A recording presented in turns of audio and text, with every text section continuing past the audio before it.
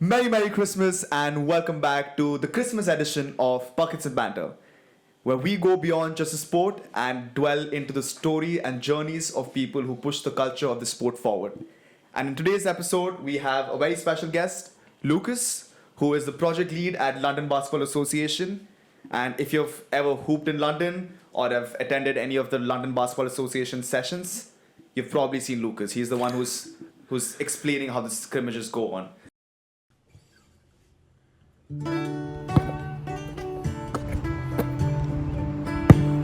Welcome to Buckets N Banter, guys, where we talk to people about sports.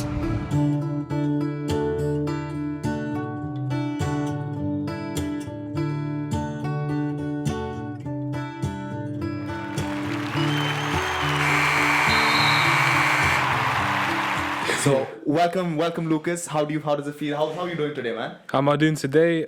I'm just happy to be here. It's been a pleasure to see you, continue to grow your brand and everything like that. So when you gave me the call, I was just happy to be here, man. Lovely having you here. We've been planning this for some time. I met Lukas during my internship time with LBA, which I did for a month. And I think I had already started Buckets N Banter by then. And the first few days when I was onboarding onto LBA, we had this... Lukas was very easy to talk to. You're a person who's very easy to talk to, and we had a lot of conversation as to I was telling you about how Indian basketball works. Yeah. You were telling me about how UK basketball works. So you were one of the first persons over here who's actually giving me the in-depth of how UK basketball is, which I really appreciated. And now we're here 1 year later, 1.5 years later. I'm playing basketball now. I'm playing D1 basketball. Yeah. We're all doing our own thing. We're all working towards basketball. Yeah. And it's great. It's great to see that. So I want to get right into it. Okay. And the first thing that I want to get into is, before we get into the projects and everything that you do with LBA and how you help the community with London Basketball Association, I want to understand the reason you chose to work with LBA. Yeah. And why you're so passionate to give back to the basketball community.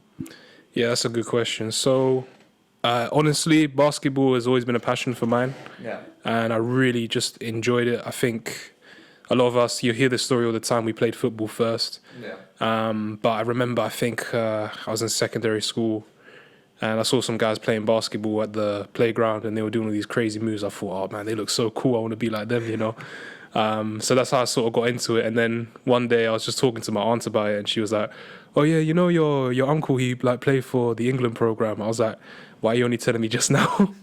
And so from then I felt like I had a personal connection to it. But I also quickly realized I don't even know if there's an NBA in the UK at this time because I'm, maybe 13, 14. So I remember looking up a lot of Sam Netter's articles on Hoopsfix. And I was just looking through them all. I'd read a lot of them and be like, oh, okay, this is where I can get all the information.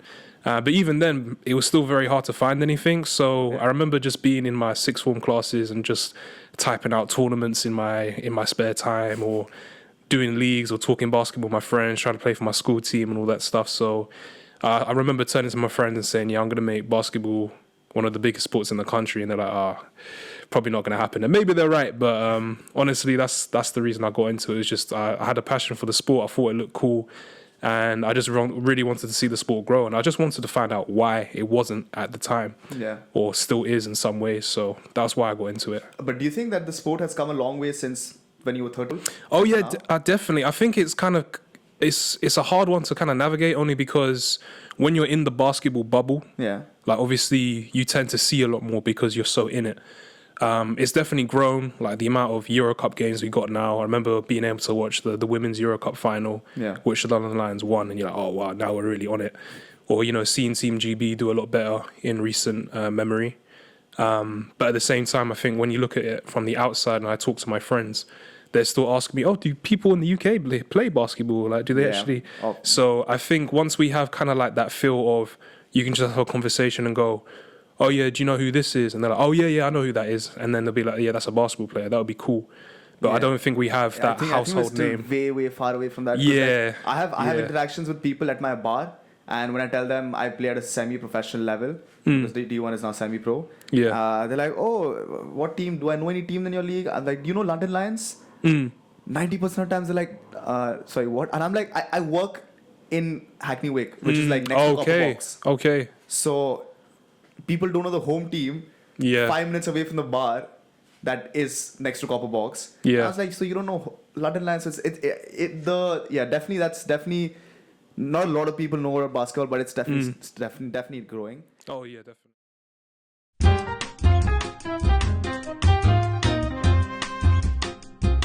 Welcome to the rapid fire round of Buckets and Banter, and we have Lukas, our special guest for the day. Lukas, I'm going to shoot 6 questions at you, 6, all right. and we need quick responses. Quick responses. First thing that comes to your mind. Man, this is how I get cancelled, man, for sure. We're trying to get some content out of this right now. Yeah. We're trying to get some content out of All this. right, cool. First question for you: the most underrated London hooper you've seen at scrimmages? Most underrated? Yeah. Oh, I'd probably say he probably is rated, but I'm gonna say Malik. Malik. Yeah, he plays for London Lions Youth, so the D2's program. So not underrated at all, but I've always loved the way that he plays. Okay. He's got a very good style. Shout out to Malik then. Yeah. One thing you'd fix tomorrow if you had unlimited funding. Unlimited funding? Yeah. Oh my gosh. I'll definitely get a group of investors together or something, just so I could actually put a plan in place. Okay. Because it's all good well in spending money, but knowing how to spend it and make sure it's sustainable is even better. So definitely get the right people around me and then go from there. Fair enough. That's a smart answer. Yeah. Very smart answer. LBA project that you're proudest of? I'd say the LBA 3x3 All-Star run. I was trying to get that done for, I'd say maybe a year and a half. Yeah, because I think when I was interning, Yeah. the conversation was still on. Yeah, everyone loved the idea. It was just who's going to pay for it. You know what I mean? But managed to get it done. So. What part of London has the best hoopers? What part of London has the best hoopers? Man. This is the controversy question. Flip, man. Well, I'm from North. I'm from North London, so. North London. Yeah. I'll stand on it. We got North London, man. We got C-Mats. We got Matt King Baller. So. Fair enough. We got some hoopers. So yeah, I'm gonna say Enfield. Your favorite basketball memory this year? Favorite basketball memory this year? Oh my gosh. You know what? We recently won the London Youth LBA 3x3 tournament at the NCC, and I was able to squeeze my cousin onto the team, and I also had my one of his friends from church as well, my church. We both got Tony's nephew, and it was our 6th time being there, and we finally won the under 15 boys. I was there with my brother, I was there with my cousin, I was there with family friend, Tony's nephew. So that was a lot of fun. We finally left the trophy. Moment. Yeah. Lovely. And the last question is 3 words to describe London basketball culture. 3 words to describe. I'd say passionate. Passionate. I'd say gritty and driven. Nice. Yeah. And well, that's the rapid fire for you guys. Let's get back to the rest of the episode. Next thing I do want to talk to you about, and this is something that LBA does really well, and I probably am the best product. Like I could give myself as the example of the best product, is that when I was a university student, not a lot of money, not a lot of cash. You can't just go out, be like, okay, let's go to Sportas. There's a 10-pound scrimmage that is happening. Yeah. You get to play this for like an hour or so, and you play for an hour, maybe not organized basketball, just like a lot of fights happening, that thing. Like a lot of things happening. Yeah. So you spend 10 pounds for a 1-hour scrimmage, maybe like 3 times a week, that's like 30 pounds gone. Yeah. And that's not easy to do as a university student or just as a kid who's trying to play basketball. No, of course. So it becomes expensive. So one thing after my internship I was introduced to was the free scrimmages that you guys do, which was a godsend for me. I started showing up for every Thursday scrimmage, every time. And I think that was a huge part of my development. Like I was getting reps up, I was getting game time, I was getting and you guys have refs as well. So we get like proper game type scenarios, which is great. So I can do my own thing, draw fouls, do everything like that. And now 1 year later, after playing all of those LBA scrimmages, I'm now playing Division 1 basketball. Yeah. So thank you for that. Thank you. I appreciate you for coming down for those, man. Yeah, I loved it. If I didn't have training on Thursdays, I would obviously always show up for those scrimmages for sure. Yeah, of course. But so like I wanted to ask you, like, so you having been there for all this while and seeing the impact, like I've told you the impact it had on me. Yeah. What do you think that those scrimmages being accessible has, like, what sort of an impact does it have on the London basketball community? Well, yeah, definitely. I mean, I think you mentioned earlier, why did you work with LBA? And Yeah. it was because of those scrimmages, Yeah. to be honest. I was looking up for basketball opportunities just in general. Yeah. And if you think it's bad as a player, like obviously to work in British basketball, it's a dream. Like, do you know what I mean? So it's not really that accessible. So for me, I was looking into networking, and the first thing that came up was the Regal sessions on Tuesday. Okay. And they have an LBA session down there, and I would go to those sessions. And there was a coach there who told me about Tony, and I was like questioning, should I go for Basketball England's coaching courses or for the LBAs? Yeah. Both were good, but what kind of like got me interested in the LBA one is that I could actually get practical experience as well. Okay. And it was very easy to get into, and that's where I met Tony. Yeah. And so with those scrimmages... Okay, so you met Tony at one of the coaching sessions that you went for LBA? Yeah, he was my tutor. He was my coaching tutor. Oh. Yeah, he didn't tell me I'm Mr. CEO or anything like that. I only went home and Googled it afterwards. I was like, I thought this guy was just a coach. Like, he's the CEO. And I was just telling him, like, yeah, I want to get into project management with basketball. I want to do, like, school leagues and stuff like that. Yeah.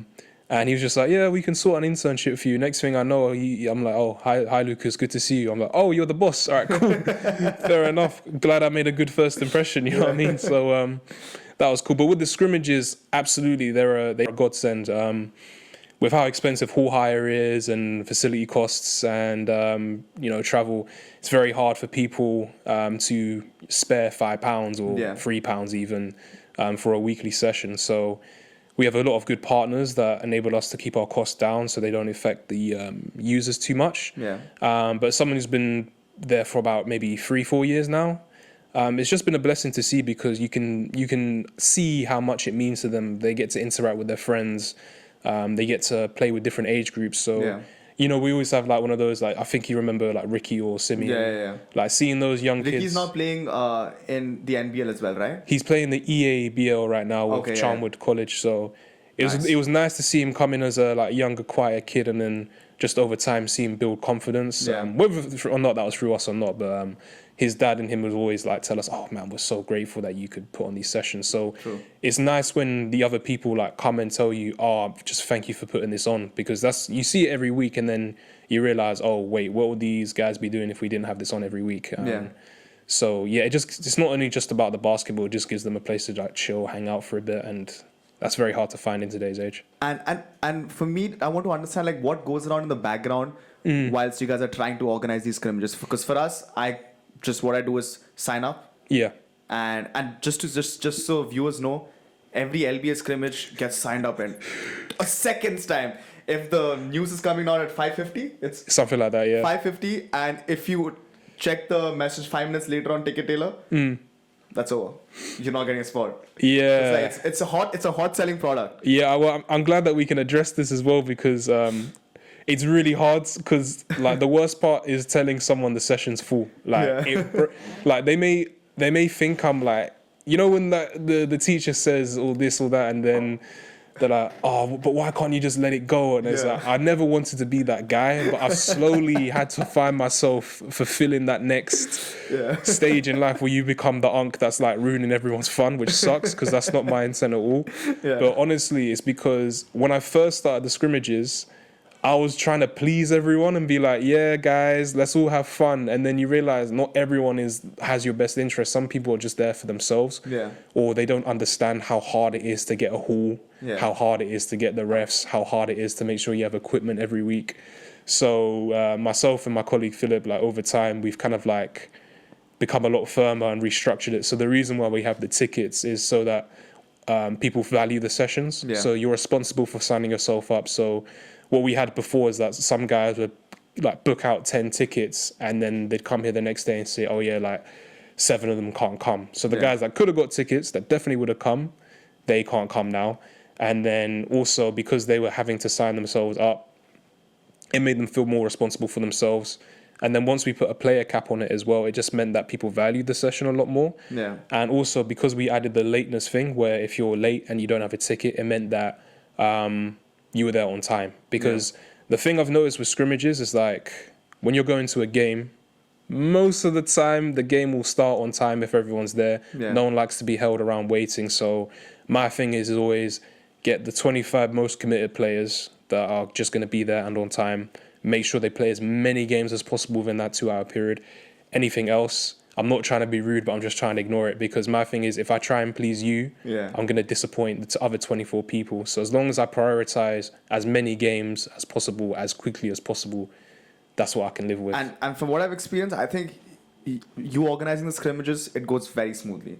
Like, it generally goes very smoothly unless there's some fight that breaks out, some argument that breaks out. And for that, you guys tackled it really well with the reffing program, where I think when we were starting off the scrimmage, I think last year when I was there, the refs were not included in the scrimmages. And then later on, you start getting the refs involved as well, and you start training the refs over there, which was great. Because the one thing that is a huge problem is the lack of officials, which we'll get into. I want to get into that as well. No worries. But before that, we talked about how hiring courts is very important for scrimmages, right? Yeah. And the fact that I have to pay £10 to go for a scrimmage event because someone is hiring the court from their side. Yeah.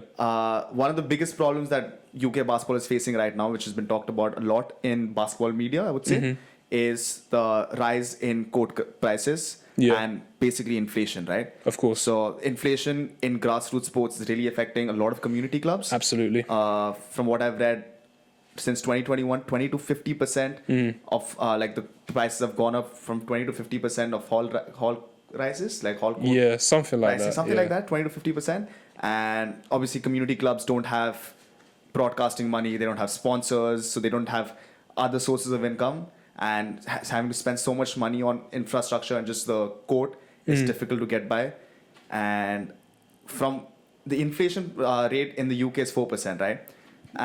That's what I read. No so worries. Because I don't know. I'm like, And the rest of Europe is quite low as compared to that. Yeah. So do you think this problem is affecting the development of basketball in the UK? And is it slowing down the progress that UK basketball is making as compared to the rest of Europe? I'd say it's a big contributing factor for sure.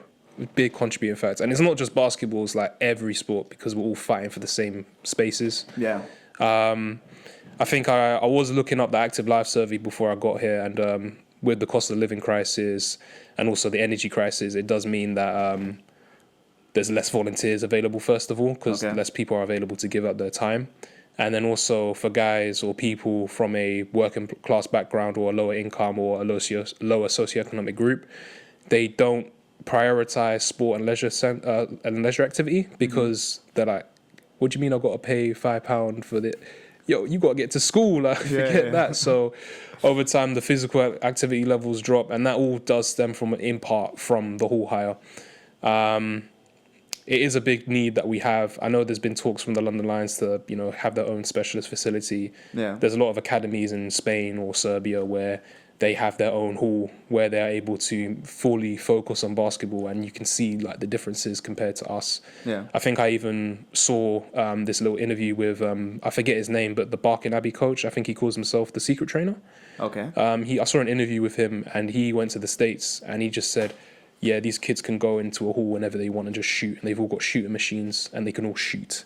Like, even if not the most, he was saying the athletic difference wasn't that high, but it's the fact that they can just get reps in all the time. Whereas you and I both know the only way we're going to get consistent reps is if we go out in the snow or the rain and put up shots. And difficult. It's challenging. And then asking 10, 15 guys, oh yeah, let's all chip in and pay £5 each for a hall for 2 hours.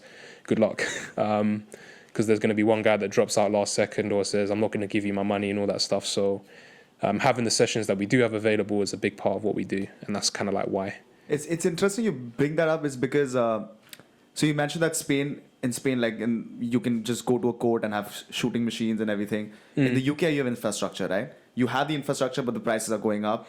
And in a hypothetical world, what do you think would happen if the infrastructure that you guys have right now in the UK, it gets cut down by 50%?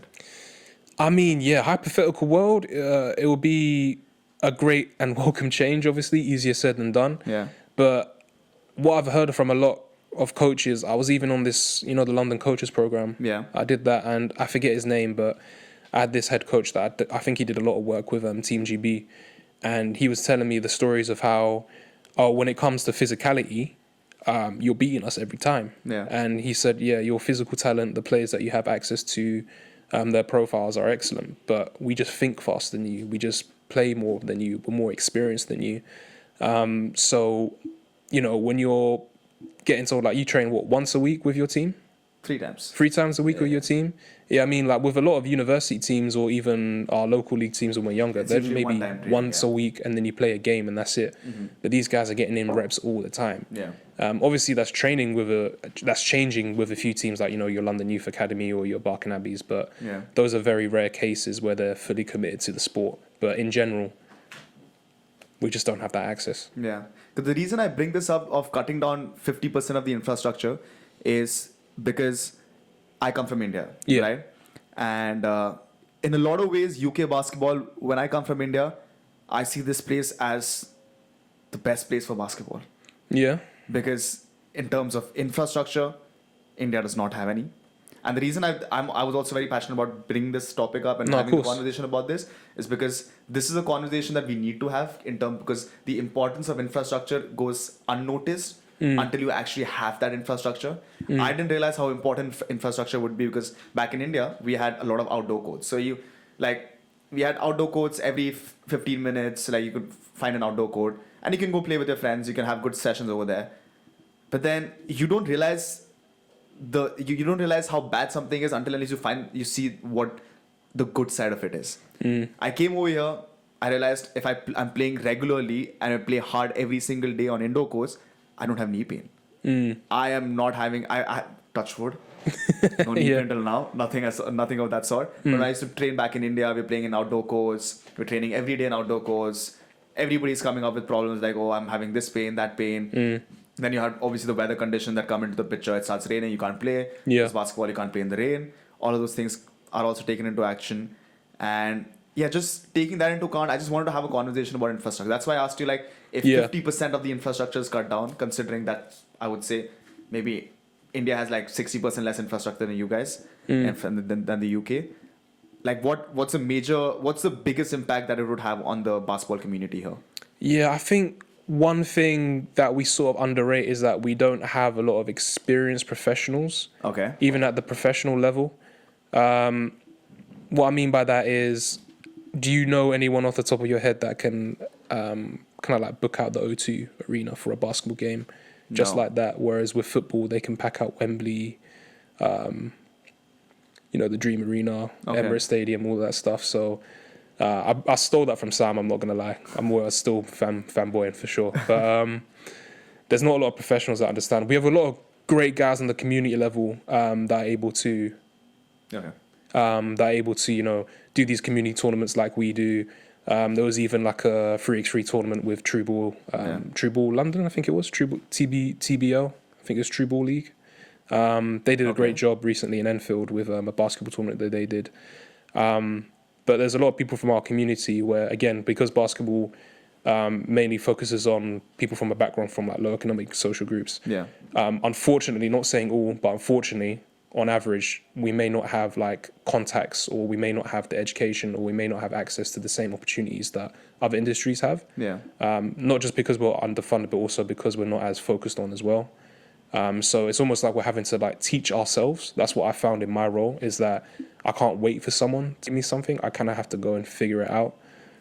So I'll be always like, oh man, how do I get a sponsorship, or how do I get a grant, or how do I get funding for this? And I'm having to figure it out. Whereas compare it to like the FA and the football, everything's so intertwined. Like, I think it's an amazing feat that in theory you can have a Sunday league football team and you could in theory make it to the Premier League. But we don't really have that in the UK. There's not enough people, and there's also not enough of us working together at the same time too. So that would help a lot if we had a better infrastructure where we'd have access to the education that we need, people training us on the opportunities that we have. Because again, like, playing basketball is one thing, but again, it's like the project management, the safeguarding, the booking the events. Like, we even did we didn't do much, but we did an event with London Marathon events where they hired out Trafalgar Square. For that 3x3 competition in London. Even NBA was involved in that. Yeah, right? the junior NBA 3x3. And I didn't even mind thinking in my head, it didn't even occur to me that that was possible, because I wasn't thinking in that way. And so when you see that you can book out Trafalgar Square if you want, or you can book Wembley if you want to. It's just you have to know how to do it. So it's even like when I see stuff like that, I didn't even think that was possible. Yeah. And that's So kind of like, how did that come about? I mean, I don't know how, but I just know NBA Europe got in contact with London Marathon events, and then they used, I think it was a little bit of help from London Youth Games, just to do the qualifications. But that's what I mean.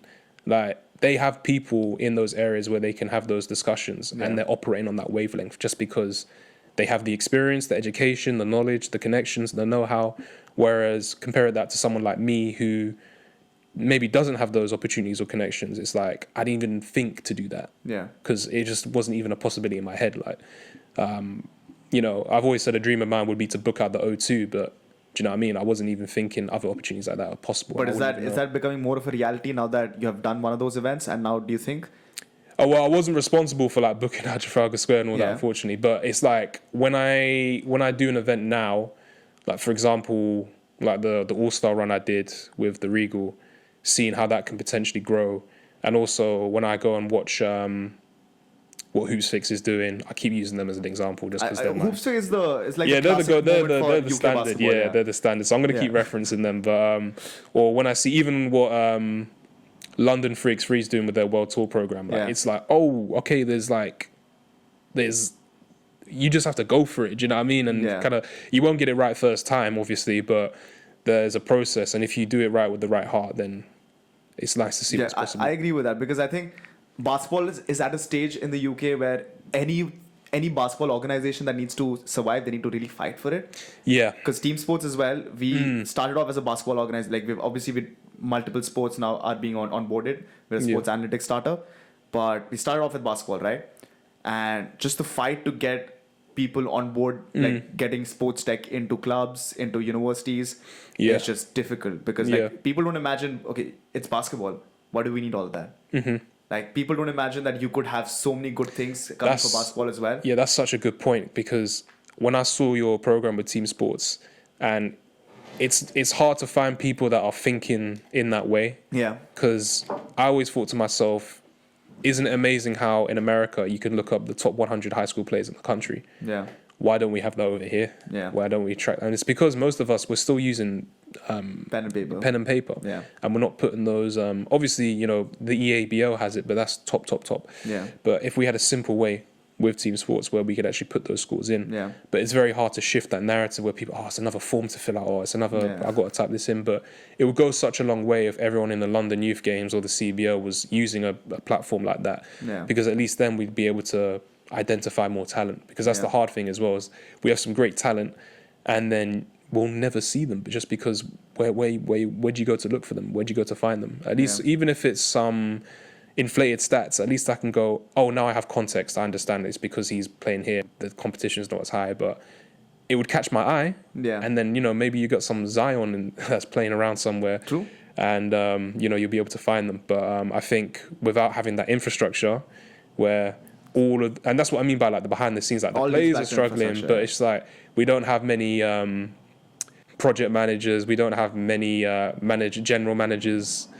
I don't even know the terms just because even I'm so somewhat naive on that. But, you know, people behind the scenes like operations and marketing, admin, IT, systems and programs, all of that stuff where just the guys on the court are doing their job, but the people underneath them that you never hear about, they're not in a position where financially they can commit to that or they even know that the opportunity is there. Yeah. So that's like a big part. So like that's a good thing because at least we know that there are people who are trying to make that change. You, for example, me, for example, we're trying to make that change. And I'm doing most of the things I'm doing with basketball is out of passion. Yeah, of course. Like a lot comes with passion. Like it's difficult to survive like you can't really survive in the basketball world if you're not passionate about it. Yeah. That's the problem. That's the problem and also the best part. Like I'm enjoying myself a lot, but it's also a struggle. Yeah. Because there's not a lot of money in basketball. Yeah. I mean, that's one of the great things that LBA has done. Like I don't want to badmouth anyone else, of course, but that's not even the right thing to say. But I do think that LBA is one of the few charities that's like completely focused on basketball and has full-time staff. Don't get me wrong, you got organisations like the Black Prince Trust that are doing amazing work, but they still like help out with other sports. Other sports as well, yeah. But LBA is probably the only basketball charity that employs full-time staff. Yeah. And, you know, we're always quite open about money and, you know, that conversation. And we always do the best that we can. But, every year's a fight because we're like, if we lose our funding, nah, it's not that bad. But do you know what I mean? Like, it just limits what we can do project to project because we're always thinking, we did a great year. Let's hope that the funders see that and continue to do that. Or it makes us be creative. It causes us to be creative as well because we're also looking into other avenues. Yeah. So it keeps us on our toes. But for now, you know, we're keeping our head above water. Which is good to hear.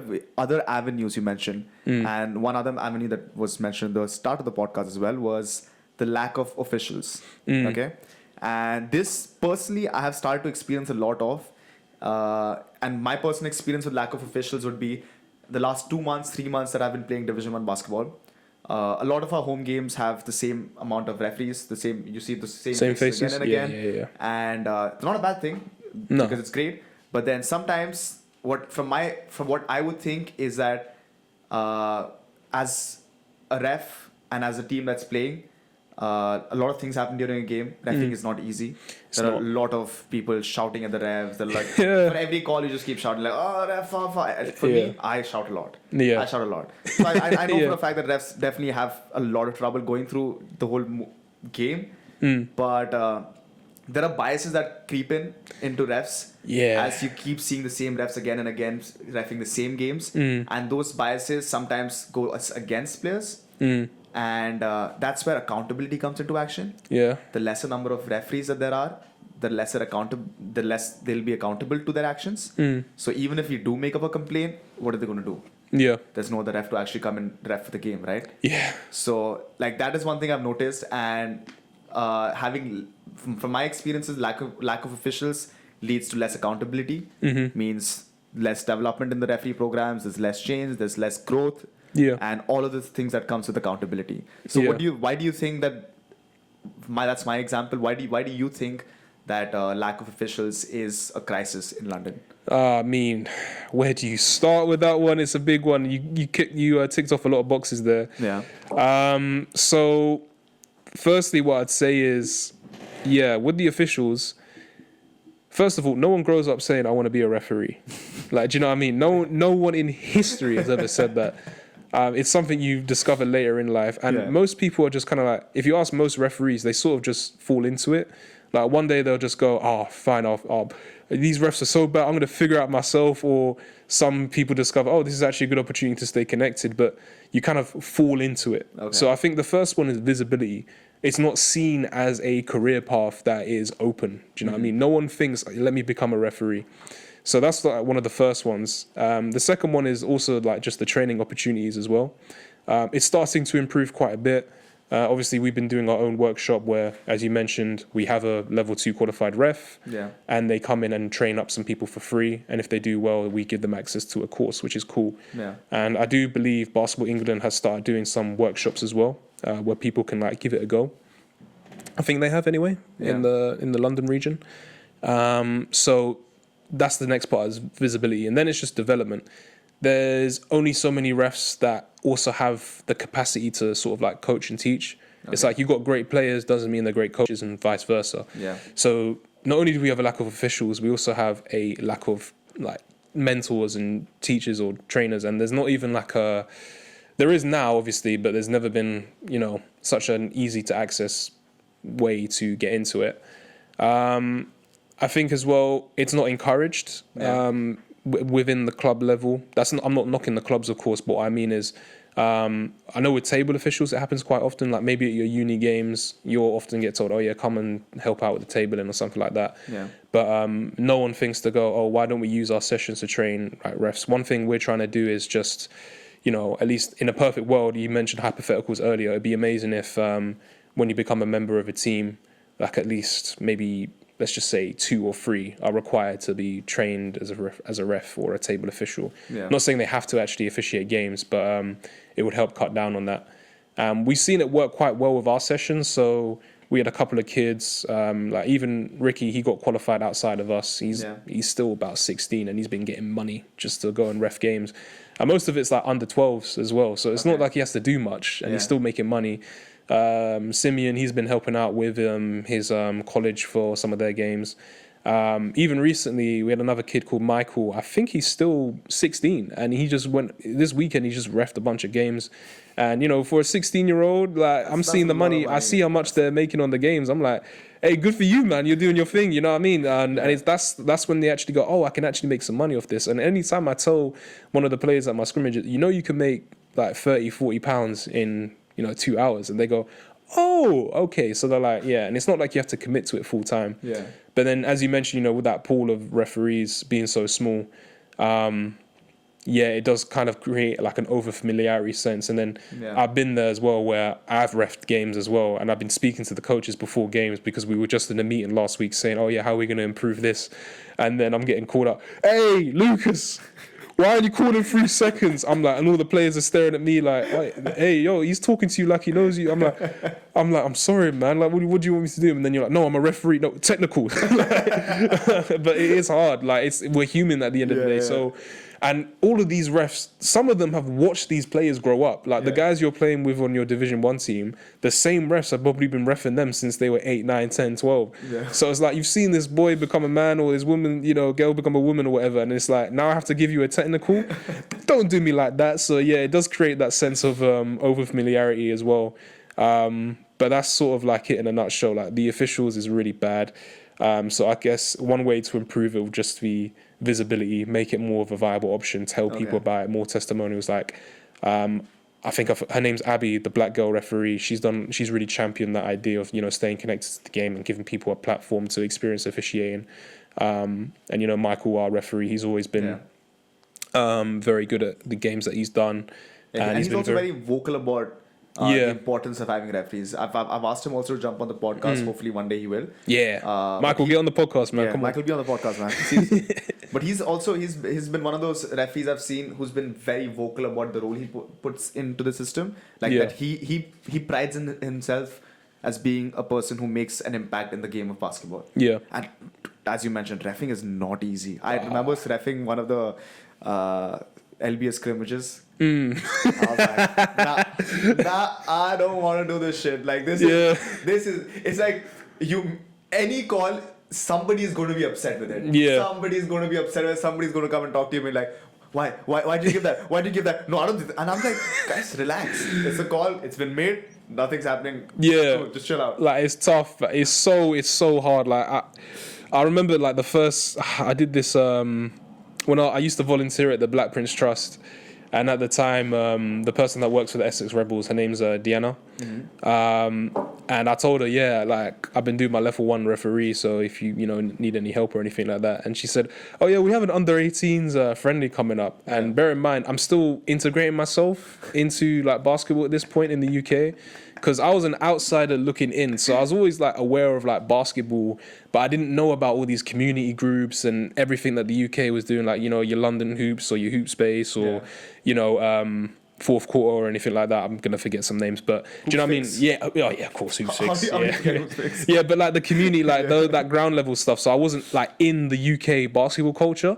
So when she said under 18s, I thought it was gonna be some chill, like some guys just gonna try to hoop. It's the Regal reopening. It's gonna be a friendly. I get there, I see a whole crowd. I'm getting told these guys are playing National League under 18s. I'm like, wait, hold on. I thought it was a friendly. So by the end of the first quarter, they realized this guy's a chump, me. And I had guys screaming at me, why are you giving me a call? And I'm like, bro, I'm sorry, man. I don't know what to do.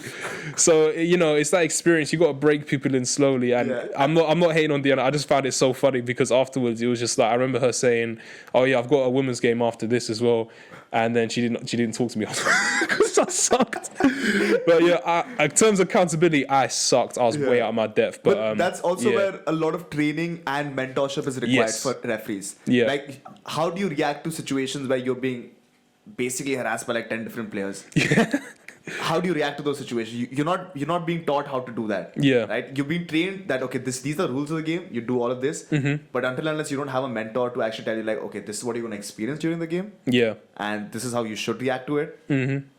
You'd probably do the same mistake over and over again. Yeah, I think it's all about just building reps with the younger age groups. Yeah. With the scrimmage, I know it can be intense at times, But for the most part, people like let things go. They understand it's not too bad, and that's how we've been able to get those like under 18s, under 16s to at least experiment with it. Because every time we tell them to ref, they're like, "Oh, I don't want to do it," and then they do it, and they're like, "Foul!" And I'm like, "Yeah, see, like it's not that bad, you know." And then to slowly see them build their confidence, it's appreciated. So we know it works. We just need to have someone, trying to like believe in what we're doing, kind of like see how it's working, and then we could, hopefully replicate it at different sessions. Because imagine if every scrimmage or every club training session had like a trainee referee, because at least then you as the player, you can like simulate those things, because it goes on your end as well. Because as a player, if you get fouled and they don't call it and you're screaming at the ref, you're going to get a tech regardless. So it kind of gives you an opportunity to like manage your emotions on the player side as well. So I think it would be really helpful if we could have those mentors. That's an interesting point. So you're saying that having like a trainee ref at club levels, so when you're training with club teams, when you're training for your national league games, your practices, the scrims that you run at your practices has refs in it. Because think about it, if they're a trainee ref anyway, like they're not going to get it perfect. But then you got to remember their training. So then if the club needs a ref, they're going to be like, "Oh yeah, we had this guy training up. Do you want him for your under 12s?" He makes a connection. They start making some money on the side. That's how it kind of goes. I mean, that's what happened with Michael and Ricky. They just started reffing a few games here and there, and now, they're making money from it. So why not? Maybe I should talk to my coach about this. Yeah, something else. Please do. I'm pretty sure like we do have referee programs and table official programs. Yeah, we do. But I will. That's something that's pretty interesting. But I'm talking like at a culture level. It should be more ingrained in like, don't just go there as a player. Like, also have the capacity to understand you have a chance to serve your community. And it's not for everyone. I understand that. That's fine. I'm not saying you must become a table official or anything like that. But I think if it's repeatedly, like Tony always talks about announcements and reinforcing. So if you keep telling someone at your training session, we got a table official course, we got a coaching course, we got a referee course. Eventually they'll do it. At least 2 out of 15 surely would say yes eventually. And that's what happened with me anyway. So it helps. It definitely helps. Nice. Good to hear that. And now I want to come to a topic that is probably a very exciting topic because it involves NBA. And anytime NBA comes into the picture, I think NBA is the peak of basketball. Of course, because that's where the big Can't bucks argue are. it. Can't argue with that. So one thing that's been recently announced is that NBA has planned a new league across Europe. And 2 teams, like I think there are 14 teams, and out of the 14 teams, there are 2 UK-based teams, one in London and one in Manchester. So that is going to be something really, really exciting. What are your thoughts on that? We talk about this all the time in the office. Yeah, for sure. I think NBA Europe, there's so many different ways you can look at it, and we still don't know what it's going to look like. So I'd like to go in with some, hopeful optimism for the most part. I think one of the potential negatives might be what are they going to reinvest into the UK basketball ecosystem, and are our players from like the domestic level, are they going to have a chance to be featured in and a chance to grow within that, or is it going to be more of like a super league situation where they're just going to put the best talent in from anywhere, completely sack off anything British basketball based, and just close it off to everyone? So regardless of what it looks like, I'm really hoping that they have those grassroots communities included, because at least with like like the Premier League, Arsenal, Manchester City, they all have academies, and they have access to facilities, and they have like complete focus on that. So I hope they don't just sort of like come in and ignore everything, or they don't make an effort to like sort of develop it. And I hope we don't just become a side product to what the NBA is. So, you have the NBA Africa League now as well. And you got the NBA G League. So I don't want people to think of us as a G League. I want them to see us as something separate. But to be fair, like I think from what I'm not too sure about this, maybe my information is wrong, but Manchester United is investing into Manchester side of it? It's a rumor. I've seen the rumor. I follow this guy called Cameron. I've played basketball with him. He works at NBA as well. Oh, nice. And I've seen him on his stories, him in the Manchester United offices. So I'm guessing that's what is happening. Ooh, So, Exclusive. I'm not sure whether it's exclusive or not, but Yeah. I think that's what is happening. I mean, yeah, that's but- what all the rumors are saying. And if Manchester United is involved into it, which is Naman's favorite club, I'm sorry to hear that, man. they're playing today against Wolves, right? Good luck. But that said, I think if Manchester United is involved and they have a lot of money as well, Yeah. so I'm sure that it's going to be a development, sort of an academy. There's going to be all sorts of age range. No, of course. But yeah, it's going to be exciting to see what they end up doing with NBA Europe Yeah. and the league over here. But definitely exciting. At least there's something happening over here. Yeah, no, it's exciting. Again, I just hope it's not just all glitz and glam. I hope they, Yeah. they really pour into the talent pool. Yeah. Wish there was something for India as well. Oh, yeah. Wish there was. But on fair. that note, I want to reach the fun part, the Okay. last segment of our podcast, which I've done with every guest that has come onto the platform. And it is the dead or alive. Oof. All right. So the question is dead or alive from any historical era. Dead or alive. I said it again. Why? I don't know. That's all good. 3 people that you would like to have dinner with. Well, I remember you doing this. I was trying to think because I knew you were going to ask this question. It was a tough one. I'm glad it's catching on. Yeah. I was like, I got to think of 3 people, dead or alive. It's so hard on the spot. I was literally thinking this on the way here. I would love to obviously. Let's see. Okay, have dinner with. It's so hard when you're on the spot. I mean, I think it would be cool to meet Adam Silver. Okay. Yeah, only because he's been involved in it for so long. Yeah. And again, he's got like a whole look at how to run the NBA, how to business work of with all these, basketball, businesses and all of that. So that would be really cool. A second one, I don't know how well it would go. It would probably be a very short dinner, but I would love to meet Kawhi Leonard. It would be the shortest dinner of all time, but he is like my favorite player. I remember watching the 2014 NBA Finals. That's when I really got into it. And everyone loved LeBron. So my first instinct was like, I hate LeBron, but I obviously don't. But you know what I mean? Everyone wanted LeBron to win, and I've always gone for the underdogs. Yeah. Turns out the Spurs weren't the underdogs, which I found out later on. But I've stuck with the Spurs ever since, and Kawhi Leonard's my favorite player. So short dinner, but yeah, it'd be one. And then let me think, someone dead. Man. Anyone dead? Actually, you know what? No, I'll say another one. Probably Dante Basco from he voiced Zuko in Avatar: The Last Airbender. Yeah, that's my favorite show of all time. So if I could sit with him for a bit, that would be cool. Okay. Yeah, That's nice. So you're one of the only basketball people who didn't mention Kobe Bryant, just by the way. Oh, really? Yeah. I've seen a Kobe mention in every podcast I've done with any basketball person. They're like, I want to get into the mindset of Kobe Bryant. Everyone had that simple, same response. Yeah. Which is great because I also want to get into the mindset of Kobe. Like, if I had that mindset, I'd be balling right now. But hot take, man. I think Tim Duncan's better.